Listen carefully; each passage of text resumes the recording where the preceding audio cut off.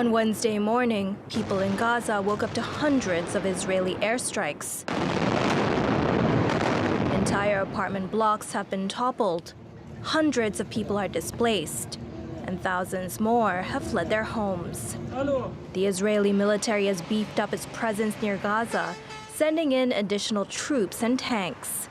Israel says its jets have targeted and killed several Hamas intelligence leaders. Violence has also flared in the occupied West Bank, where a 26-year-old Palestinian was killed by Israeli gunfire at a refugee camp near Hebron. In Ramallah, Israeli security forces have used stun grenades to disperse Palestinian protesters. The unrest follows weeks of tension over the planned forceful eviction of Palestinians from their homes in occupied East Jerusalem. On Monday, while hundreds of people were praying, Israeli soldiers and police stormed Al-Aqsa Mosque, one of the most contested religious sites in the world.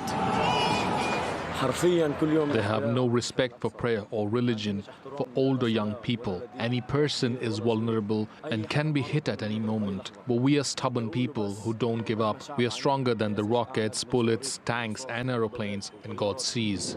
On Tuesday night, about 70 kilometers up the coast, in the Israeli cities of Tel Aviv and Beersheva, residents ran to shelters as rockets fired by Hamas and other groups lit up the sky. Most of the rockets were intercepted by Israel's Iron Dome defense system. A state of emergency has been declared in the central city of Lod after protests by Palestinians escalated to full-scale riots. Lod and other towns with mixed populations have been gripped by angry demonstrations. We must act against all of those who try to attack Israeli citizens or the state of Israel.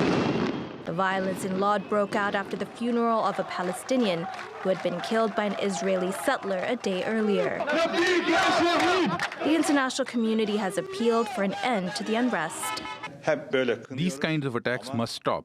We have to protect the rights of the Palestinians within the framework of international law, of course. The United Nations is urging Israel to avoid forced expulsions and employ maximum restraint.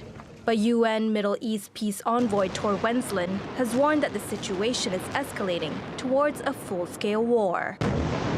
Natasha Hussain, TRT World.